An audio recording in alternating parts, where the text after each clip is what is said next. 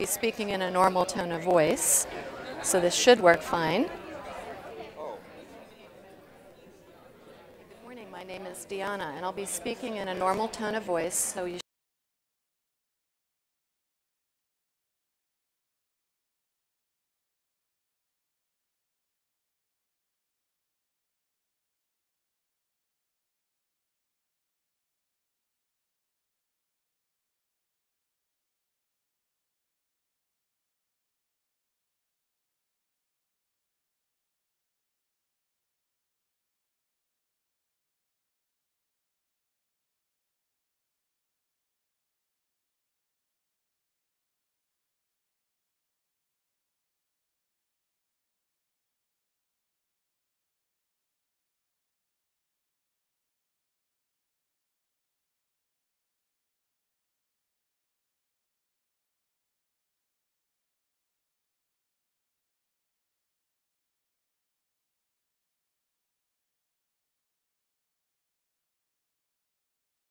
See?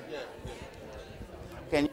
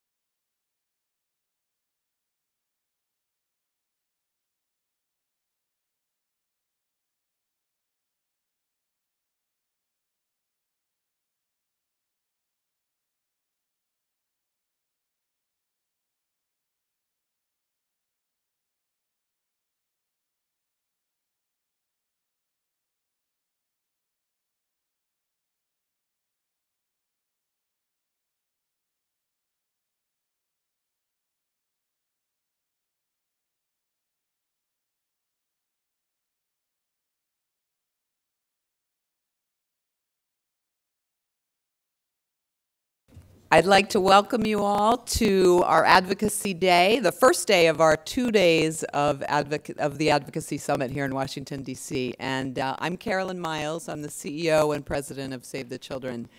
And I am so glad to see you all here. This is a really important week in Washington. If you've been reading the newspapers, you know that there's a lot of things that are happening here in the city. There's all sorts of issues from gun control to the budget that's actually coming out today. So it is a great time to have you here to remind our elected officials of the importance of children and our future. So thank you so much. Over the next 2 days, you're going to be joined by over 350 people who will be with us here in person in Washington. There's about 80 children, youth advocates who are upstairs right now. I was just with them earlier today. They are from kind of the age of 6 up to 18, and they are getting totally pumped up to go up to the Hill with you all tomorrow to advocate for kids. And they are doing fantastic work. And if you have a chance, do wander upstairs.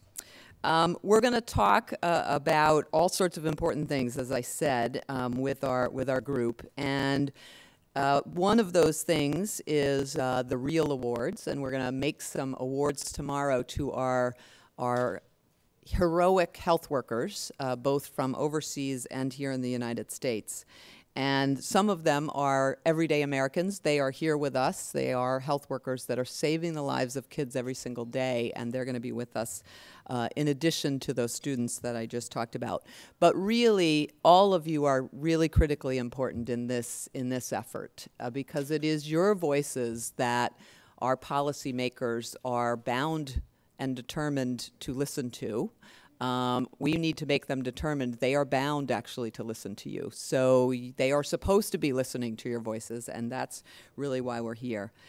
You know, I was thinking last night when I came in about how things have really changed here at Save the Children. I've been at Save the Children for 15 years, and so I came in 1998. And in 1998, the majority of kids living in poverty were living in poor countries. So they were living in places like Bangladesh or Mali or Ethiopia and living on less than $1.25 a day. Today, what's changed internationally is that the majority of poor children are actually living in middle-income countries. So they're living in India, they're living in China, they're living in countries like Vietnam who have just come into being a middle-income country. So this is really about poor kids everywhere. And it's also about poor kids here in the United States. I'll talk a little bit more about that in a minute. But today, it really means that the work that Save the Children does is quite different from the work that we were doing in 1998. A lot of our work in working in the countries where we work is about working with governments, it's about working with other partners, and it's about doing advocacy on the ground.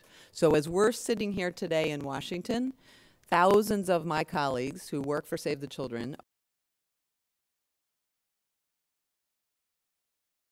advocating every day with their own government, so whether that's the government of Ethiopia, and they are doing the same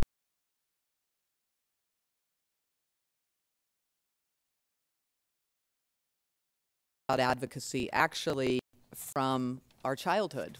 And one of the things that I shared upstairs was, you know, my first advocacy experience was actually convincing my parents to get a pet. And I was really adamant about why I needed not just any pet, but a guinea pig. And I spent lots of time advocating. And I was very successful. And I told the kids upstairs that that's what advocacy is. I have 3 children, 20, 18, and 11. And believe me, I am lobbied every single day on a million things. But I do remember one of the first trips that I took to Haiti in 1999. And we went to Haiti. You know, Haiti is a country that continues to have lots and lots of issues, but in 1999, the infrastructure and the ability for kids to even have the basics, water, sanitation, some kind of education, was even worse than it is today. And one of the things I did on that first trip is when I came back from that trip to Haiti, I did a lot of advocacy internally inside Save the Children to say, we've really got to be doing something bigger with our programs there. So from the very first time that I came to Save the Children, I realized whether it's advocacy inside the organization and the lobbying you do there, or whether it's the kind of thing we're doing tomorrow, it's really, really important. One of the things, some of the things we're going to do today, we're going to meet some really inspiring leaders who are here in Washington who actually are on the same side that we are. They are fighting the same fight that we're fighting. So we're going to have a panel this morning, first of all, on what's happening for U.S. kids and protecting kids here in the United States and internationally. We're also going to hear from the USAID administrator, Rajiv Shah. So he is the top guy here in Washington who worries about international development. And he's going to be joined by the former Senate Majority Leader, Tom Daschle. And we're going to do a little fireside chat on what it means to improve the health of the millions of children and poor families in the world, and what Raj and Tom are both doing about that. And they're extremely knowledgeable. So you will come away from that conversation, I hope, with a lot more information for tomorrow's activities. We're going to go to the White House today. And we're going to hear from two leaders there who, again, are really fighting this fight with us. Gail Smith, who's the Senior Director of the National Security Council, and Roberto Rodriguez, who's on the Domestic Policy Council. So again, the international side and the U.S. side. Those names may not be known outside of Washington, but they are extremely powerful people here, and they will be interested in telling you some of the things that they're seeing happening in this world of development for kids. So we'll be doing that. We're going to, as I said, first hear from First Focus, and also we have a parent here from Sandy Hook, and they're going to talk about, as well as our own leader of international programs, and they're going to talk about how we keep kids safe. So let me just say a few more remarks before I introduce our next speaker. You know, as a mom living in Connecticut with 3 kids, I think we often, and a lot of my friends, we think about Washington as this really far away place. Actually, in case you haven't been outside, it's like right there. So it's not far away at all from where we are now.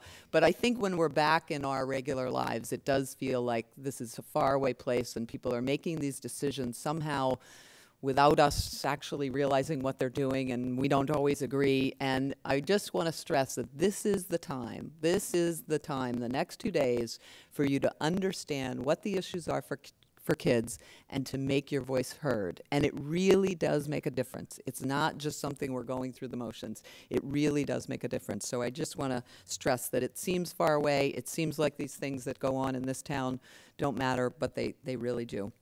I'll give you an example of one very specific issue that we're really pushing right now, and you'll hear more about this today. The whole issue of frontline health workers is a very important one. These are the people who are saving the lives of kids on the front line. And when I was in West Africa this past fall, I was in Mali, which is a country that has been racked by drought and hunger. And when I came into the village where Save the Children was working, someone put a little boy in my arms. His name was Musa, and he was in very bad shape. This was a child, I was not sure this child was going to live through that day. He was in that bad of shape, extremely malnourished, extremely underweight. And luckily, we actually had a team there on the ground who had been working with community health workers. There was a community health worker in that town, in that village. She was able to take Musa to a clinic that was nearby where we had a therapeutic feeding center and literally save the life of that child. These are the people who are saving the lives of kids. And we will talk more about health workers. But one of the things we are trying to do is to get the U.S. government to really do more programming around training these health workers, around making sure that they're well equipped and that they really have an opportunity to save the lives that they can save. And these are the heroes. And you'll get to meet some of those heroes over the next couple of days. Let me turn for a moment to the U.S. Shocking statistic. 1 in 4 children, almost 1 in 4 children in the United States is living in poverty right now. 23% of kids in the wealthiest country in the world. So again, this is about poor kids everywhere. This is not about poor countries somewhere out there that we don't see.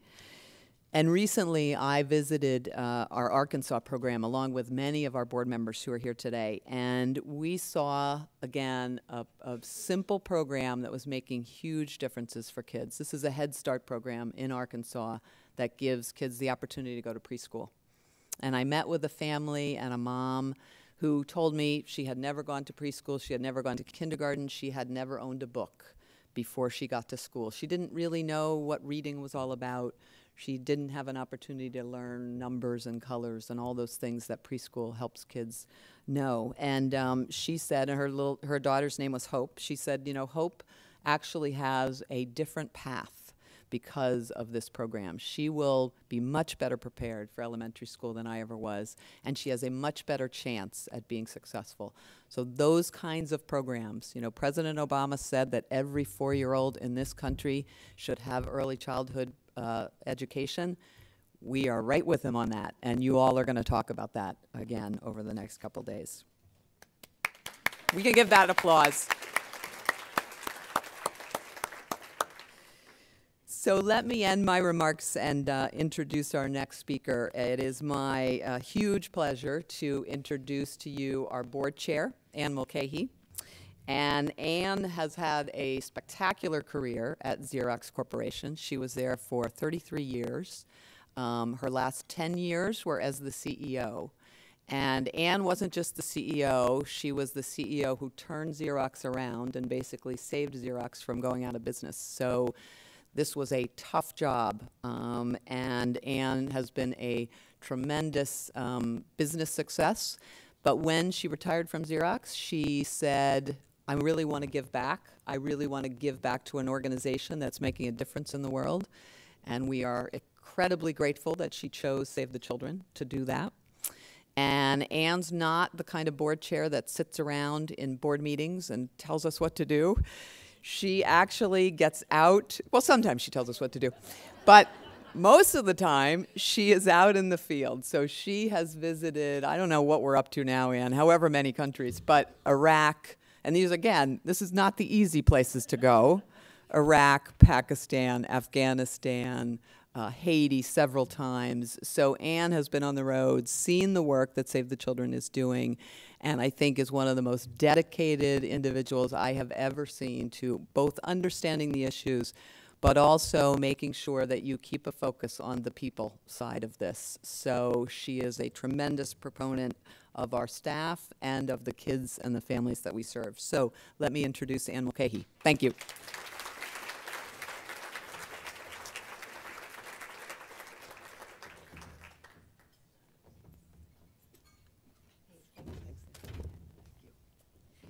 Wow, thanks to Carolyn. I'm so privileged to be a partner to Carolyn and Save the Children. It truly is the light of my life.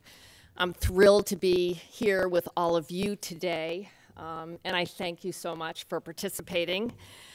We have something really important to do today and tomorrow, and our mission is to be a voice for children. Children here at home, children around the world, and to really advocate for a better future for kids all over the world. You know, it's important to remember that just a sliver of the federal budget is spent on programs for children, actually less than 1% on international aid programs. But make no mistake about it, budget cuts in this area will have a dramatic impact on kids, and particularly the most vulnerable kids in the world. So as we travel over the next couple of days and meet policymakers on Capitol Hill, let's make it clear that children must and deserve to be at the top of the agenda. I have to say, when I came to Save the Children as chair of the board and I did my due diligence and dug into issues that were impacting children, a couple of things became really clear to me. First, there's no question that there's really daunting issues that face kids, but they're solvable problems. I have seen significant progress firsthand in some of the poorest and certainly most difficult places in the world, from neighborhoods in Haiti to flood-ravaged Pakistan to villages that are torn apart by constant years of conflict like Iraq, to community health workers in Ethiopia providing life-saving solutions to newborns and children under 5. There are solutions, and we see them in action all the time. And secondly, each of us has the opportunity and the obligation to use our voice to move these solutions forward. So for everyone working on behalf of the children and all of you here in this room, I think this opportunity to be global agents of change, to create lasting, positive impact for this generation and the next generation of children. It's a huge opportunity. And these two realizations, I have to say, get reinforced all the time. That if we want to protect our kids, we have to be tireless advocates for real solutions that will change and even save their lives. So Carolyn mentioned it, but I would also say it's just so exciting that almost a third of our participants here at this Advocacy Summit are kids. And young people coming to Washington to push Congress to actually step up on the issues affecting poor kids at home and abroad, I think is such a powerful message. So I'm going to talk just about a couple of trips that I've made that reinforce this need to kind of invest in our children and advocate on their behalf. Carolyn mentioned our community health workers, and it's really hard to describe the impact that they have in these rural communities. But when you see it, it is unmistakable. It's breathtaking to see what they can do. And I made a visit to Guatemala, and I actually traveled with one of these community health workers to a very remote village where the indigenous people lived. And this community health worker carries a very simple backpack providing life-saving solutions for things like pneumonia and diarrhea, which just happen to be the predominant killers of newborns and children under 5. They also provide basic health and nutritional guidance to communities that are plagued by malnutrition and stunting. They are amazing, and we don't have enough of them. Even closer to home, Save the Children is really working to kind of break the cycle of poverty. Carolyn talked about a trip to Arkansas. We actually, on a recent trip, brought our board to Arkansas to see some of the amazing work that is being done on childhood literacy. And you don't have to go far. About 30% of families in Arkansas are living in poverty. And what that means is that they just aren't in preschool and kindergarten, lots of them. And what that means is that they're falling behind. Literally by the age of 4, they're 18 months behind, and they really catch up. So apart from Head Start, which provides this invaluable readiness for school for kids, we spent some time participating in the home visitation program, which provides materials and guidance and support to parents who can really provide this invaluable early stimulation for kids. And fortunately, we are sort of all getting on the same page. We understand that the best investment in education happens in children's early years. So those are just a couple of examples, and fortunately, there's a lot more out there of people all over the world that are making a difference and protecting kids, including the story that hopefully all of you are going to help us write at this year's Advocacy Summit. So it really will be a great couple of days. I look forward to kind of hearing the results of these great couple of days, and I just want to say thank you so much for caring and being participants with us here today. And now I would like to introduce Susan Ridge, who's our Vice President of Marketing and Communications at Save the Children. Thanks so much.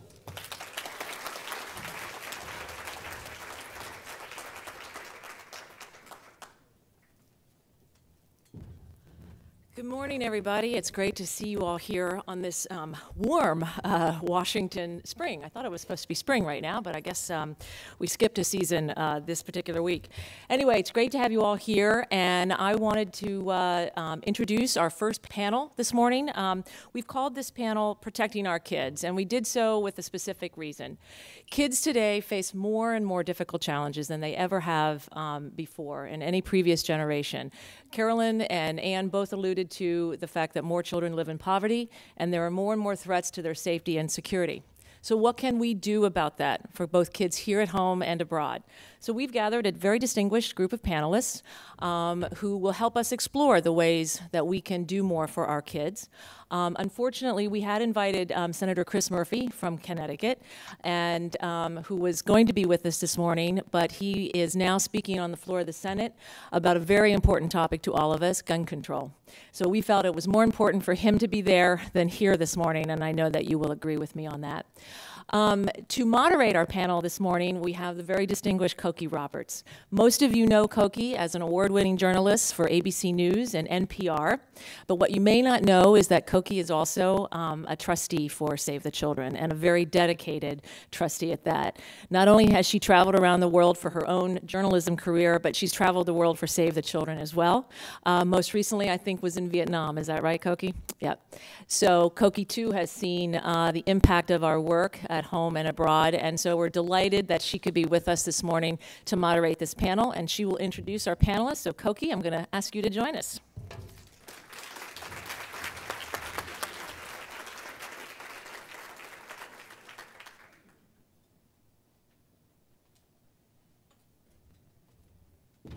Well, thank you, and thank you all for being here. If the panelists could come up, I think that we can get moving quicker that way. And has Bruce made it? No? Okay, well, we'll just proceed. This is a great day, this Advocacy Day, and I have been involved with it for years, and I have to tell you, for those of you who haven't been here before, I know some of you have, it is incredibly important to do because advocacy works. And we are seeing the fruit of that this morning in a couple of ways. As Susan said, Senator Chris Murphy was supposed to be with us, and we thought it would be pretty easy for him to be with us because there was a threat to filibuster the gun control bill and the background checks. To filibuster background checks, where the polling is showing 90% of the public are for it, right? But advocacy was all on the other side. Was on the 10% side. And so there was a whole sense that this bill would go nowhere. And now that has turned around. And part of it is due to the Newtown parents, very much so, but speaking quite dramatically, but with others being inspired by them to have their voices heard. So the bill is now proceeding, and that is a direct result of advocacy. Blocking it was also a direct result of advocacy. It works on both sides. So it's important to get out there on your side to make sure that the things that you care about are happening, because it does make an enormous difference. And the other thing, the person who's supposed to be introducing the panel, we're thrilled to have Susan doing it because there's no need to have any guys on the platform. But but it was supposed to be Mark Shriver, who's our senior advisor. But he is at the White House this morning, and he is there again as a result of advocacy, because the president is presenting his budget, such as it is, and but it does have a big preschool component. And that is because people who are advocates for children understand the value of that program. And as both Ann and Carolyn have said, it is a program that works. And I love that Ann talked about these are solvable problems, because, you know, most of us are very, very busy, and many of us, particularly those of us in skirts, are very, very practical. And so we only want to do things that work. We don't want to be spinning our wheels. And these programs, especially for infants and young children, have an incredible payoff. But they're very labor intensive. You know, you talk about getting into a kid's house. It works. It absolutely does work. But that requires somebody traveling to that house who knows the family or knows the community and is able to do that on a regular basis with a lot of different kids. So these are programs that, you know, are not cheap, even though they are easy. Some of them are cheap. The health programs actually are cheap. But the fact that preschool is now valued as something that really does break the cycle of poverty is a very important step to have made. But we still have a very long ways to go, and I hope that Bruce will get here because he is from First Focus, which has issued a report card along with Save the Children about the state of America's children. And this came out last fall before the election, and it's pretty horrible. The United States got basically a C- among countries on children's things. And I have to tell you, this print is unbelievably small, so I will do my best here. But well, I don't think I can see it. On economic activity, a D the United States gets based on the number of children living in poverty. And as you heard from Carolyn, it's nearly 1 in 4. And that also means those children go to bed hungry. And, you know, we don't think about that in America. That's not our concept of America, having our kids go to bed hungry. And so it is very important to keep those facts in the forefront of your mind, because then you get mad, and then you get energized, and you're willing to do something and advocate. On early childhood, C-, again, based on early learning programs. Now, we're working to change that. K-12 education, C-, based on test scores, basically. Permanency and security, D, based on the well-being of children who are impacted by child welfare, juvenile justice, and immigration programs. And health and safety was the highest in the fall, C+, but that was before Newtown. I think that has thankfully gotten all of our attention, horribly, tragically gotten all of our attention, but perhaps some good can come of it. So we're going to talk about these issues and take your questions. And we will start with Deanna Myers, who is the Vice President for International Programs at Save the Children, where she runs all of these kinds of programs we've been talking about, plus emergencies. That's another area where we do a tremendous amount of work, which is going in after usually after a natural disaster, so a tsunami, flood, earthquake, but sometimes after a man-made war. And then we stay and do development work. And that's been true now, both abroad and in this country. So is this Bruce arriving now? Are you all right? I hear you were in a car wreck. So how's the car? So we'll hear from Deanna first. I have to tell you, I'm not going to read her whole bio. It's very impressive, but she does have this wonderful quirk on it. It's not a quirk, it's an expertise. But in addition to all of her work on development, which she's been doing for many years, she is an expert on the textiles of Nepal, Tibet, and Bhutan, where she advised the Queen of Bhutan on establishing a national textile museum. Now, how cool is that? And she's written several books about it, so you might want to talk to her about that afterwards. And Bruce, who is here, is president of First Focus, which is a bipartisan group coming out of America's Promise, which you know is the organization Colin Powell has been so involved in. And Bruce has been advocating for children in a variety of roles, both on the Hill and advocating to the Hill for children's hospitals, among other things, for many, many years now, and is really one of the leading experts on it. And then we are really very grateful to have with us Michael Stoltz, who is the father of 3 children at Sandy Hook Elementary School.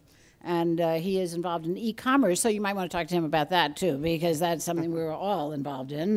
But he actually makes it happen. We just shop. But he has come to be a voice for advocacy for child safety, having learned firsthand how important that is, and taking his experience and bringing it to the policymakers is incredibly important. So we're very grateful to have all three of them, and after they talk, we'll take your questions. All right, so Deanna, why don't you begin with sort of the big picture? Thank you, Cokie. Is that on? Okay. Well, thanks a lot for that nice introduction, and I actually cannot take credit for running all those programs. It's about 17,000 staff in the U.S. and all over the world who do that. So my job is actually a really tiny one, but thanks. She runs it. I thought I would start by sharing a few facts and figures about just who are these children in the world and how many of them are there, because this is not a small issue that's bringing you here to Washington today. And then I want to pick up on this idea of, there are problems, but we actually do know what works, and we can deliver improvements for kids that make huge differences in their lives. So first, a word on who the children are around the world. Okay, we're around 7 billion, and roughly 2.2 billion of the people in the world are children, so under 19. About half of those kids are estimated to live in poverty. So they're in poor families who, live on, Carolyn said, $1.25 a day. Sometimes it's a couple of dollars a day. But poverty is a huge risk driver for children. What it means for individual lives, we've heard some snapshots about kids in the U.S. and overseas, but it really does put at risk their ability to survive and to thrive, which every kid has a right to, right? Every single one. And what it means in terms of a day like today, there are actually 70 million children waking up around the world, and they're not going to go to school, even though they're of primary school age, and they should be in school. But for one reason or another, they're not going to go to school today. And by the way, almost 60% of them are girls. And why aren't they going to school? The school's too far away. They've got to help go collect water. They need to help care for siblings. Maybe they need to be off at work to help put food on the table for their family. This morning, another 115 million children are actually headed off to do some kind of dangerous work. That means loading trucks, it means breaking up stones on a construction site by the road, stuff that kids should not have to be doing. And about 5.5 million of those kids, so that's the population of Minnesota. And I know there are 2 people here from Minnesota, right? Where are you? All right, so whole population of Minnesota, but children are going off to some form of forced labor. 220 million children are waking up having been victims of violence and sexual abuse. And unfortunately, most of them are girls. That's more than 2/3 of the population of the United States, every single one of them. And over 15 million children are waking up having lost one or both of their parents to HIV and AIDS. This is largely a problem in sub-Saharan Africa, but not exclusively. So they're grappling with a life essentially as orphans. And, again, going back up to the big picture, about a billion of the 2.2 billion who are kids are living in cities today, as Carolyn said. And they're kind of invisible because we don't have very good data on children who live in cities. Governments don't collect it very well. But living in a city as a recent migrant, especially, puts kids at exceptional risk. You can imagine some of the reasons why. Unfortunately, in those settings, violence and exploitation of kids and different types of neglect and abuse are rampant. And we know that, as I said, each one of these kids is an individual with a right to thrive. So We need to care, we need to figure out what works, and we all need to commit to it. These issues take place on rural farms. They happen on streets in cities. We know they happen right in our backyard here. There's no monopoly on where children are at risk and where we need to help keep them safe. So what can we do? The good news is we do know a lot of what works, and I'll just share a couple of stories. One of them is about a boy named Musa, different Musa than the one Carolyn met, but there are a lot of Musas in the world, and Musa lives in Jordan. He had to drop out of the school at kind of a young age. He had some health issues. And he was from a poor family, so he had to go to work in an auto repair shop. Well, there were paints and chemicals and actually pretty unsafe working conditions there. And his health issues got worse. Locally, Save the Children was working with a nonprofit, a community-based organization. We were helpful in linking him up with that organization. That organization helped get him to some services, including some vocational ed training.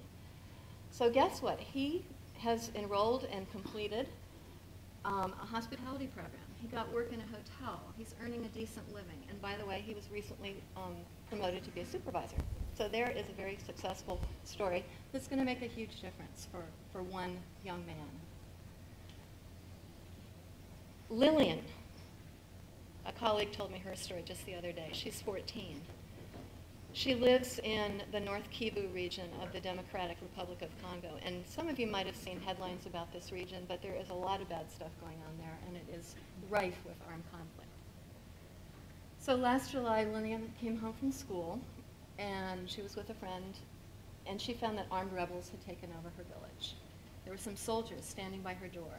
She couldn't go into her house. She wanted to check and see if anyone was home. Not possible. Her friend found the same thing. So they fled, on foot, without anything, together, trying to just stay out of it. Unfortunately, in that chaos, they actually saw 4 of their girlfriends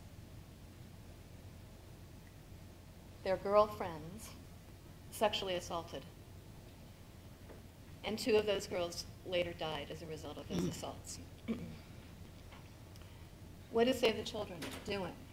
After situations like this, in the midst of situations like that, as Cokie alluded to, whether it's a human-caused disaster, a natural disaster, children who've suffered from shock and loss and trauma, we know they can get better, they can recover, they're resilient, but they need a safe space to do that. And Save the Children works with partners all across the world to help make sure that children have access to those kinds of safe spaces.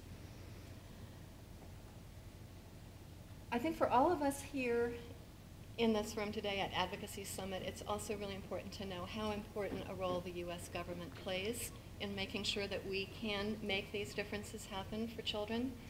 We can roll out these kinds of services and partnerships all around the world.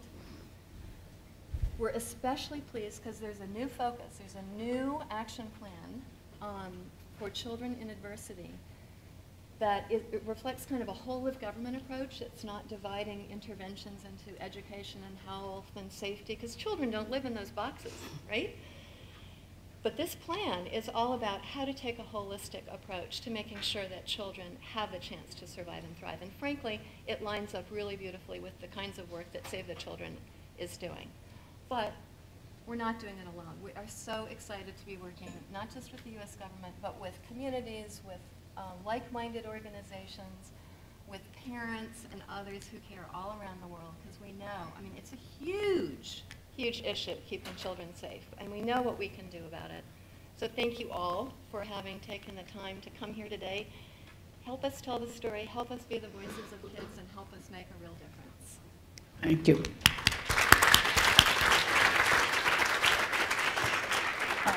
This look at children in adversity is really very important and very exciting. I was moderating a panel at the White House when they rolled it out earlier this year, but it took about 7 years from the implementation of the passage of the legislation to the rollout, and now there's implementation to do. So there's still a huge amount of work to do there, but we do know how to do it, and that's key. So Bruce, why don't you pick it up from there? I did read from your report card, even though the print was really small. And so people have a sense of how badly we're doing on a lot of these measures from your measurements. But why don't you pick it up from there? Sure, thank you. So one thing, so first, just to tell you a little bit about us, First Focus is a bipartisan children's advocacy group, and in Washington we really focus on sort of policy issues across all the array of issues, and as my colleague here said, we're really focused on sort of the cross, because there's lots of groups who work on child health or education or early childhood, but not looking at the cross sector of issues. And so one of the wonderful things that is partnering with Save the Children, and you guys are such an awesome group to work with. And so one of the things we did last year is we worked on the concept of a children's report card in the country, and really looking at sort of some of the major domains and how kids are faring. And so what we found is really looking at, it was a huge data dive, and so we looked at all the issues and sort of tried to establish some benchmarks of where should we be in this country. And so you look at things like infant mortality, and we rank second to the worst among all developed nations, and you look at issues around child poverty, and we have 15 million children in this country living in poverty. And so what we tried to do was analyzing that data is really try to assign some grades. Is how are we faring? And this was actually an idea from Senator Chris Dodd, because we have the data but don't have it sort of in an easy to use way for the public, and really trying to get the public to understand how we're doing. And so we assigned grades, and needless to say, on most measures we were giving our country a D in terms of how things are going, and overall a C minus.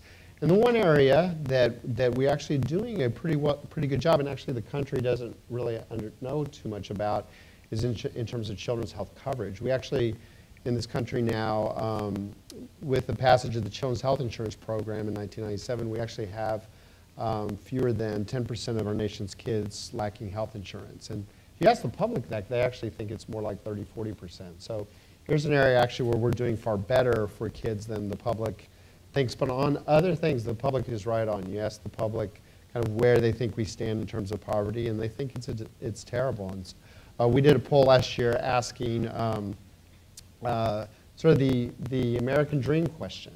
So as this, in our country, we believe that every generation should build off the last, and every generation should do better than the last. And we asked the question of, do you think in the last 10 years kids are faring better, worse, or about the same? And by a 3-to-1 margin, people said, by a 3-to-1 margin, people said, No. is that me or? I think that was you. Okay. By a 3-to-1 margin, people said that. You might want to go to this microphone here. Yeah. To turn it off, then? They can turn it off up there. Okay. All right, so by a 3-to-1 margin, the public actually said that kids were worse off.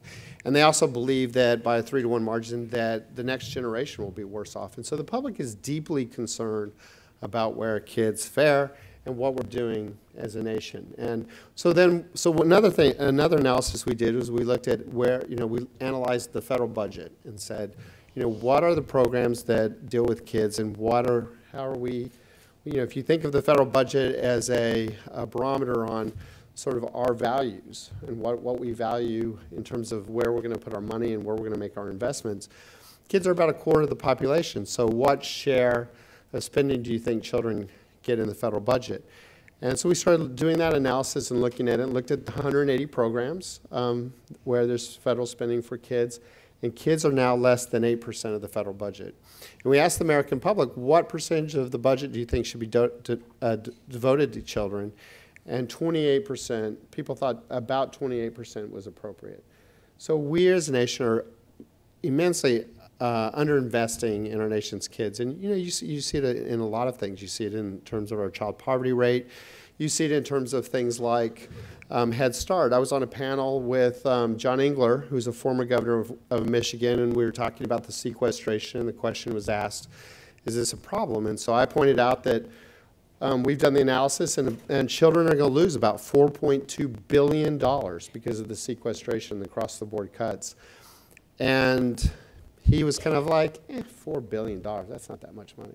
And so you really get into that kind of thinking around, because the federal budget is so big, but what we've seen across the nation is Head Start centers closing, there's lotteries about kicking kids out, and it's devastating. And we're already underinvesting in kids, and we need to do better. So one thing that I wanted to talk a little bit about is that is kind of the way we talk about things, and this is from my experience on the Hill. And so certainly I just painted a very depressing picture, but one of the things that's really key is really then also, so you make the problem statement, but as a community, one of the things we need to do a better job is pointing toward those solutions. And so, and you can see it all the time, policymakers, there's very specific needs that kids have in any policy issue. So you can think about it. Think about even in healthcare, right? If you think about access to care, well, kids don't need access to any care. They need access to pediatric care. My kids don't go to the same doctors I go to. So you have to really pay attention to those kinds of things. And the Affordable Care Act, for example, we were very supportive of the Affordable Care Act, but one of the bill that was passing the House actually was thinking about repealing the Children's Health Insurance Program, and their thought was, we'll just put the kids in the exchange. And we did some analysis and found that the Children's Health Insurance Program was far superior to what's going to be provided in the insurance exchanges. And in addition to that, Children's Health Insurance Program, by definition, is pediatric specific. So they focus on pediatric networks and pediatric quality of care and pediatric access to care. And those things are very key to kids. To really, kids have different healthcare needs. You have to worry about their developmental needs. You don't deal with that with adult populations. So if kids are just a fraction of what's going on in the exchange, there's not going to be that attention paid. And so we really fought to keep the Children's Health Insurance Program alive, and we're able to maintain it. But another example is then we got to the Senate, and the Senate was trying to figure out where the tax credit should go. And they paid attention to tax credits to individual employees. And so then dependent care was neglected. And so we have huge issues with some of the implementation issues because policymakers don't think about the kid angle, and there is always, always, always a kid angle there. In almost any policy issue, if you think about EPA standards, children have different healthcare needs and issues around how they take in pollutants. And so the standard should be what is good for kids, not the average person, because the average person is, that would be very detrimental to child health. So with that in mind, I'm very excited to be partners with you all in a variety of areas, and look forward to working with you, and really I'm pleased that you're here to really sort of raise those children-specific issues. One last thing I wanted to mention is on communications, is there are different frames. And I think that one thing is to really pay attention when you're on the Hill as to how you're presenting issues. And one key thing is the narrative, telling the story about what, the importance of the kid issues and how we can actually, the aspirational things. So these solutions is critically important. One of the things that I felt like in my time on the Hill, I worked for 12 years on the Hill, is kid groups are very good at coming and telling you the bad things and then getting up and walking out. And so you're like, wait, tell me what I'm supposed to do. Tell me how to make this better. And so I think that's a key thing. The other thing is that the investment frame for the American public, we've done some polling on this, that is people inherently understand that. People understand you send your kids to school, you send your kids to preschool, you send your kids to college, you invest in their health care because of the importance of having that next generation being as strong and having an ability to fill their God-given potential. And so people inherently understand that. And so the investment theme actually resonates very strongly with the public and with the Congress in a time of a huge budget deficit. Congress is looking to make investments that have the biggest payoff and actually work. And I think that as we talk about those things and we talk about the importance of early childhood programs and educational programs and investing in poverty eradication, I'm really talking about why that is cost effective in kids is, I think, a very important thing, and it does resonate with people. So with that in mind, I look forward to being a part of the panel and taking questions. Thank you.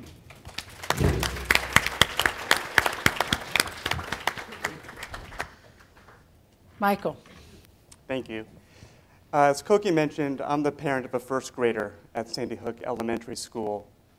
My son's class was directly next to where the shootings happened.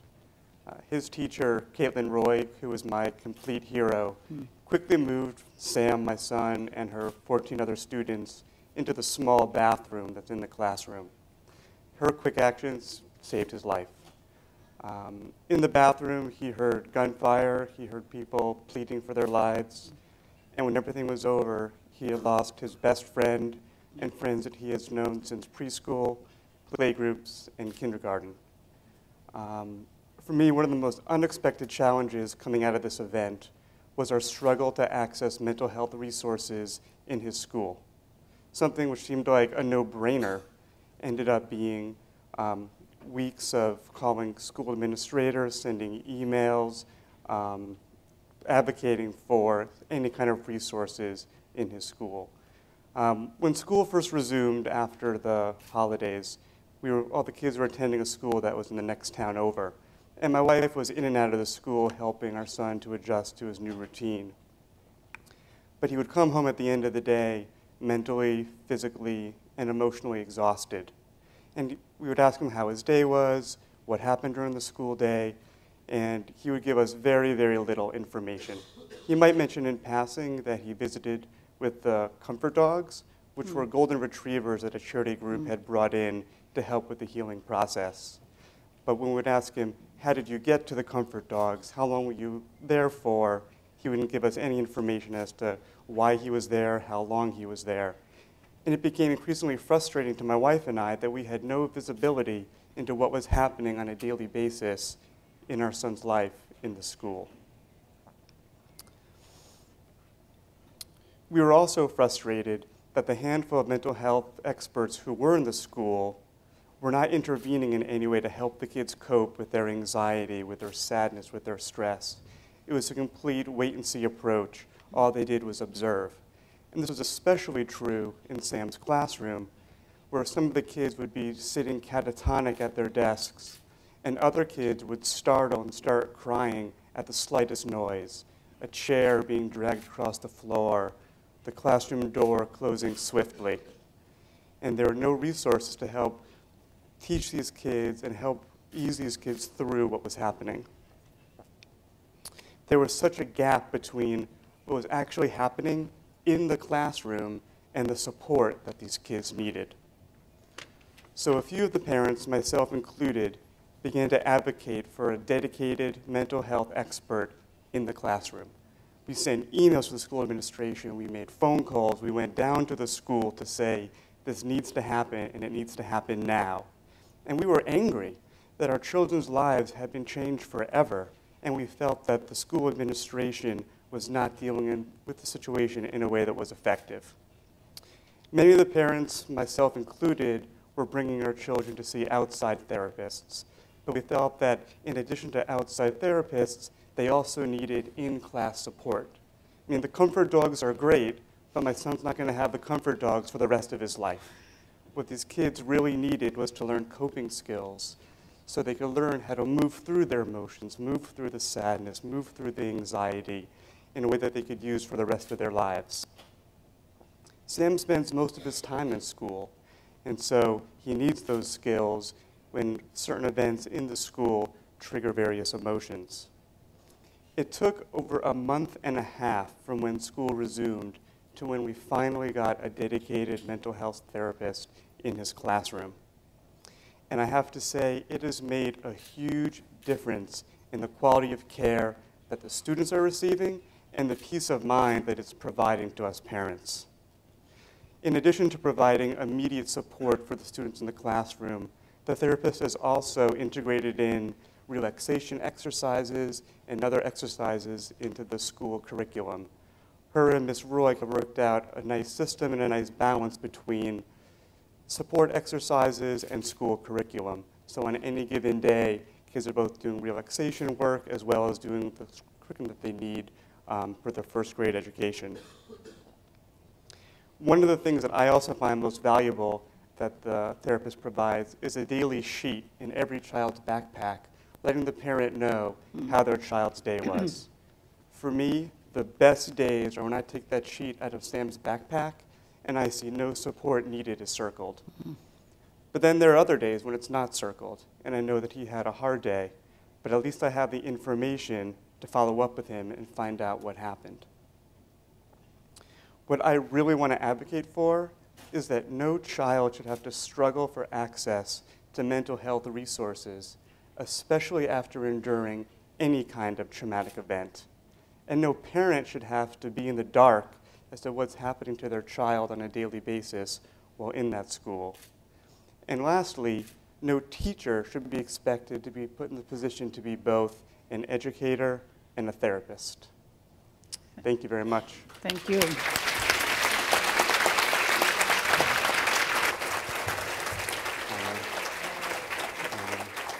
Thank you very much, Michael, and thank you for bringing your strong voice to these issues. I'm going to take questions from the audience, and I stood up because even though many of you are used to hearing me as a disembodied voice, I knew you couldn't see me past this lectern.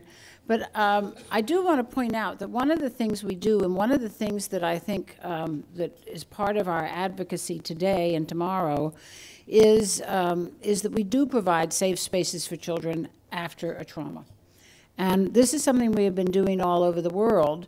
And I first saw it personally in the northwest frontier provinces of Pakistan, a place you don't want to go, and after the earthquake. And then the next time I saw it was after Katrina in Baton Rouge.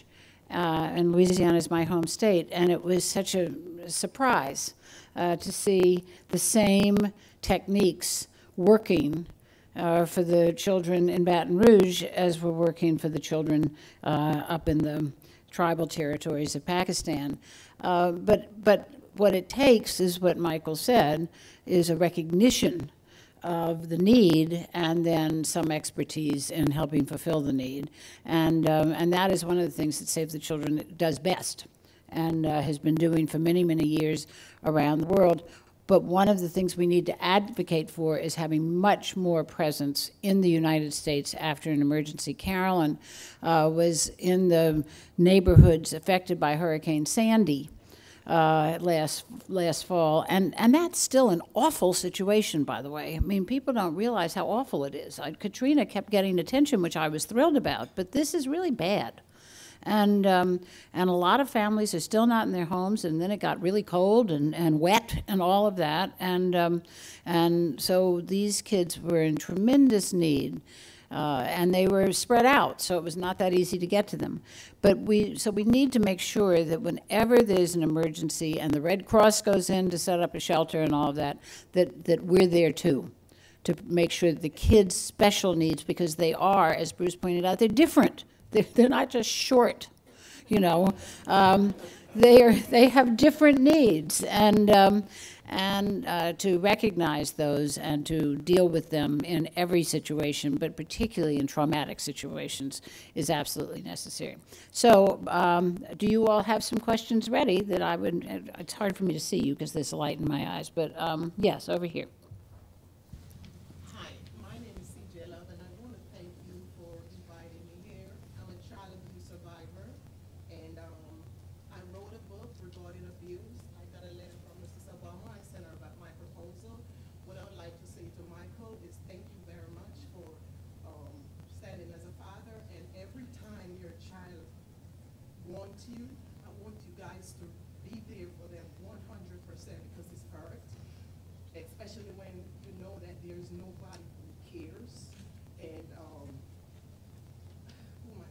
I just want to say thank you guys for inviting me, and this is a start of something that's passionate to me as a child abuse survivor, and we're going to do it together. Thank you. Thank you. I hope you all could hear. I hope everybody could hear that Ms. Love is a child abuse survivor, and that, of course, is an enormous issue that we can never take our eye off of. Yes, somebody here. Yes, with a microphone. Thank you so much for this opportunity. One question that I have, certainly when we talk about hunger for children, I'm just wondering, are we at the point by which we need to talk about nutritional deficiency when we talk about hunger? I'm a high school teacher. work in a school where there are young people that get both free and reduced breakfast and lunch. When I see the food that's on their tray, I get sick at my stomach because very seldom do I see a fresh apple or orange. So is it time for us to start thinking about nutritional deficiency and making the public aware that a child may have a full belly, but they may not have had a decent meal all day? That is actually something we do work on, and we're working with schools to get better, healthier food into the schools. I think we've got a program with Johnson & Johnson, don't we, on child nutrition and obesity, because it's this odd, as you probably know, in your school, it's this odd thing where they're hungry but fat, you know, because of eating the wrong foods. But then that becomes a health problem as well. But I would like, Deanna, you want to take that? I would just second that. Let me check the mic. I would second that and say we're... Here, take Bruce's mic. It's an issue that, again, we have the answers to. So the question is, why aren't we getting the political will to make sure that that happens? And I think the solution has to come from, you know, coalitions like this one, where you've got concerned teachers and school administrators, you've got parents willing to step up and make the voices heard, because the kids are not going to be telling that story yet. They're oblivious. So absolutely. Actually, they hate the healthy food, but they get over it. You're right. So we know the solution. The question is the political will, making those solutions clear. They're very also low-cost solutions. It is not true that healthy food necessarily costs more than the junk food. Right. So how to get to that? I mean, it's again one of those things that we, you know, when we're abroad, we're dealing often, for instance, in Guatemala, Ann was talking about, we have the Food for Peace program still. And so, and it's weird food because it's whatever is, you know, a surplus from American farmers. But we have learned how to deal with it and how to make it locally acceptable and nutritious. So it's the kind of program that you work with what you're given and figure out a way to have it work for children. And that's something, again, we can do it. You know, that's what's so exciting, really. We can do these things. And I've seen it happening all over the world. I mean, I was up in those mountains in Guatemala as well, and where the indigenous people kept saying to me, very embarrassed, "I'm sorry, I don't speak Spanish." And I kept saying, "Neither do I." You know, it's okay. But so, you know, we can fix these things, but it does require getting into the schools and having a big education program. I do feel like that has started, and Mrs. Obama has done a lot along those lines, and that is, and the people who run, you know, snack companies are getting behind it. But I think that you know, it's a slow process, but it has begun.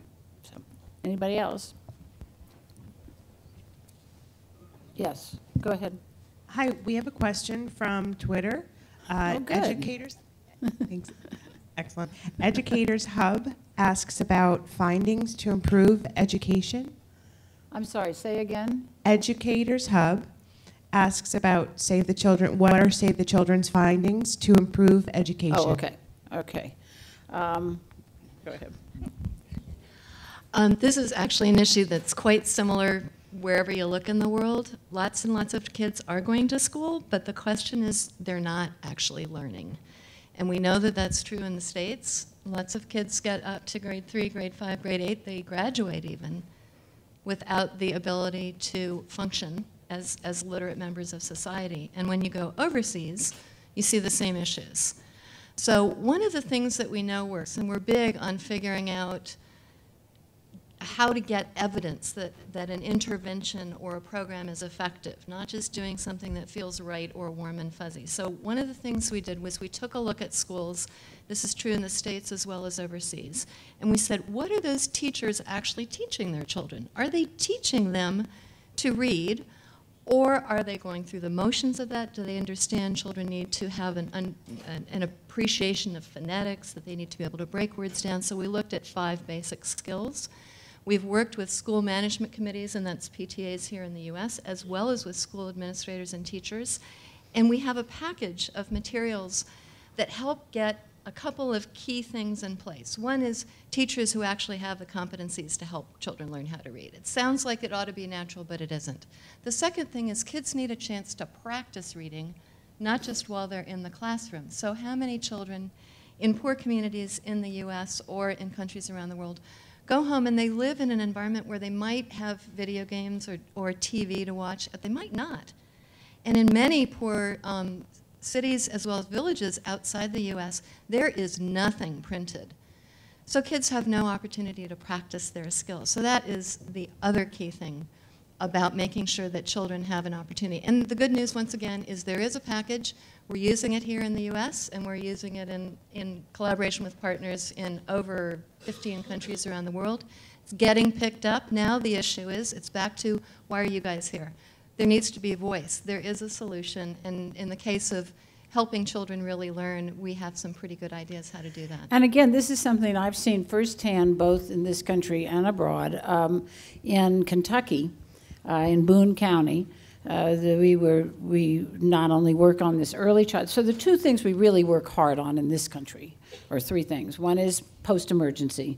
The other two are infancy through early childhood education. And then the third is literacy, childhood literacy. And now we are adding obesity because it is a pressing issue. But the literacy piece is something that, again, getting into the schools, working with the schools themselves, getting into the classroom, getting out the kids who need to come out and have special attention given. And you see the change just dramatically and overnight.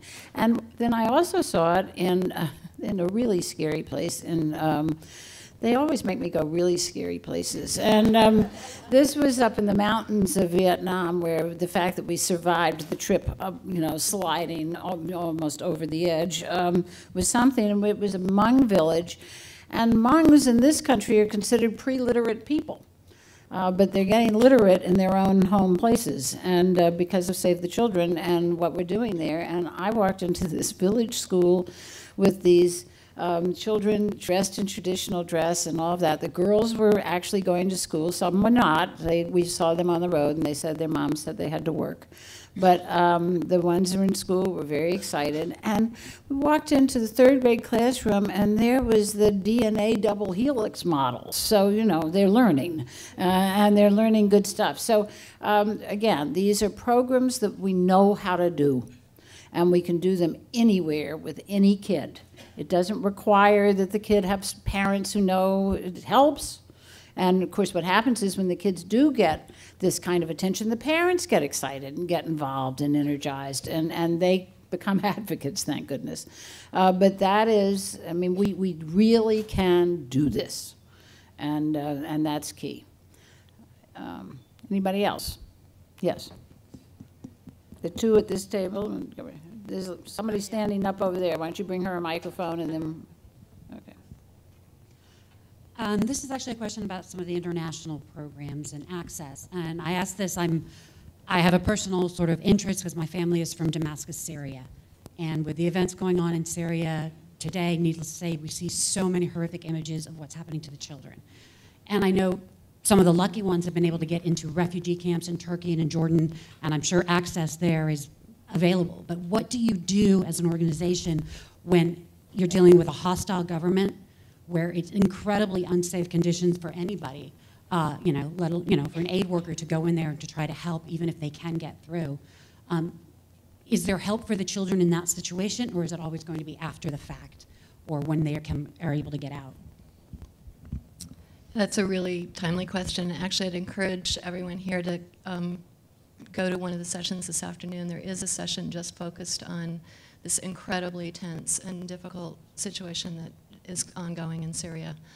In many situations like that, access is not as challenging as it's proving to be right now. It's not only because of the chaos, but also the political fragmentation, if you will, inside Syria. It's really difficult to know who to work with and how.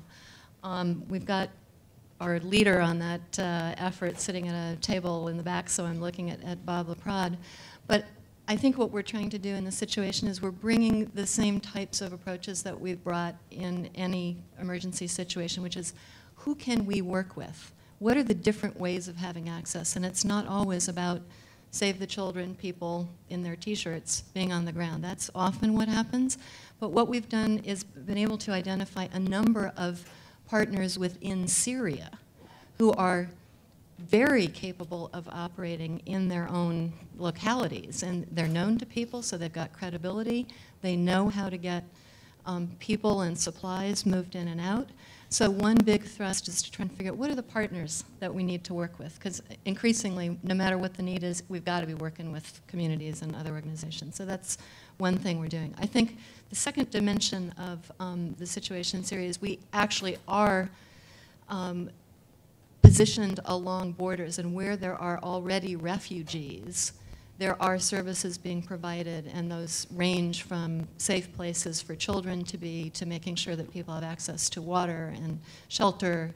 You probably know well that a lot of those who've left Syria have actually kind of found ways to stay in communities with relatives and friends and others. So there's a whole population that I think we don't have answers for yet. And the question is how will those needs emerge and how will they be addressed? But again, I would encourage you to come to the session this afternoon. There's one on U.S. emergency response and another one that's specifically on Syria, because really critical issues. And speaking of other sessions, we really need to wrap up this one. But we'll take one last question, and then we will say thank you. So go ahead. One more question. Hi. My question's a little bit more broad, but I think it can be shortly answered. I like what you said. You said that Congress is looking for the biggest return on investment.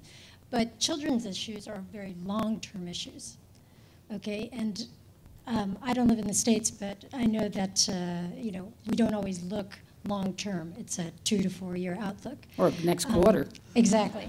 And when you're also looking at children's issues that are not in the States, those have to be different messages. How do you sell that? I mean, it is a sales pitch. Bruce, why don't you take that?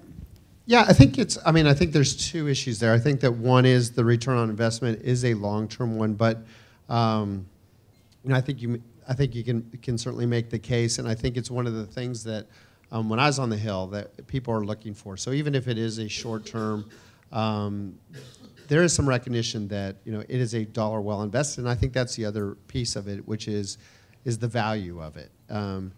People want to make sure that there's a sense in this country that government doesn't always put the best investments, and so Congress is looking for places where you're making a value. That dollar is being well spent, and I think that that's the key thing to really raise. And there's kind of two major things that Congress needs to understand is policymakers don't always think about just even asking the question, is it good for the kids? And then second is it a dollar well spent? And so even my kids, in any issue, I really do believe this, is any issue. I was with my kids. My son is a junior in high school, and he's looking at colleges. And so we were just in the Midwest looking at some colleges and looking at Michigan. So we were very upset that they lost the other night. There was no way. But we were at the airport, and United Airlines was charging us back fees. We have 4 kids. And my son turned to me and said, "Dad, we can afford this, but other families can't. Are you, as a children's advocacy group, doing something about this horrible bag fee issue?" And I was like, it actually is an issue for families. So in any issue area, there really is an angle. And I think one of the great things that Save the Children is so great about is even on the issues around now, disaster response. There's absolutely, and one of the things you guys did really a great job of is getting a commission to really look at what are the unique issues in kids, and the fact that if you're going to have emergency supplies of drugs, you have to have child-sized portions of those kinds of things, and if you have not to mention diapers. Yeah, absolutely. All those kinds of issues that people just inherently don't think about unless people like us are saying, you've got to think about this whole list of things. And once you do, there's always that eye-opening, that eye-opening moment. We had a focus group one time, and we asked people, what are the key issues to you? And people said, the economy and this, variety of issues, but didn't really mention kid issues. And we were doing this focus group with Frank Luntz, who's a Republican pollster, and he said, well, so you guys, how many of your parents, grandparents, aunts and uncles, of course everybody at that point, And he said, so you hate those kids? Because you didn't mention them. And it was really like and people came unglued. They were like, what do you mean? They're the most valuable thing in our, and he said, you didn't say it, so don't be mad at me. And it was this issue of once they started having the discussion, it's like he called it a scratch and sniff issues. Once you start having the discussion, people inherently get it. And so then issues around gun violence and things is, once you start talking about the kid angle to that, it's a very different discussion than you have other than the generic. And so once you sort of scratch it, people become very engaged. And so that's we have to scratch. It's also true there's nothing more expensive than jail. Harvard, cheaper than jail. Keeping kids in school, off the street, off drugs, all those things, cost efficient, clearly. Michael, do you want to say a final word here in encouraging these folks to go up and talk to their members? I'm going to be a part of it tomorrow as well. So Great. I'm very excited to be here and excited to be part of the advocacy. That's wonderful. Well, thank you all. All I have to say is we've been talking about the programs that work. Advocacy works. It really does. And, a member of Congress, I know this is hard to believe, but it really is true. A member of Congress cares more about someone from his or her district coming into the office and talking about an issue than they do about a campaign contribution. And so it is really, really effective and important what you're doing here. And I am personally grateful. Thank you very, very much.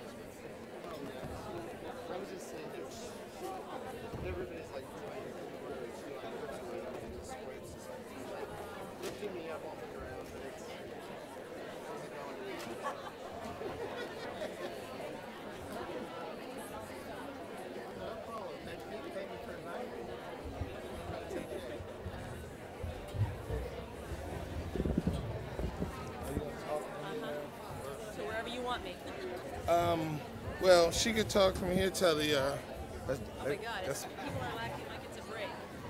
No, it's not. No, so they could see. That's right, better this way. We gotta move it anyway. Is the clicker? It's right there. It's right there. When you say we taking it off the stage? No. So they'll be able to see. So this is good. This is where you want it. They could be able to see the person that's sitting. Yeah. Okay. Can we have everybody back in? We still have some more to do.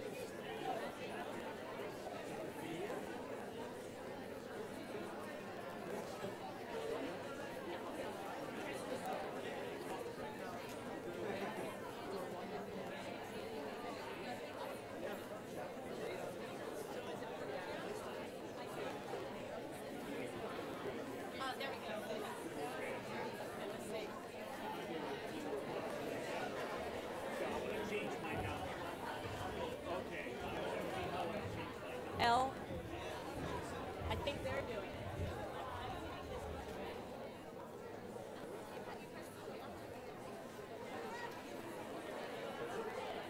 Okay. Good morning, everybody. Can I ask you to take your seats, please? And we'll continue with the agenda. I'm Susan Ridge, again, Head of Marketing and Communications here for Save the Children, and it's my pleasure to be with you again this morning.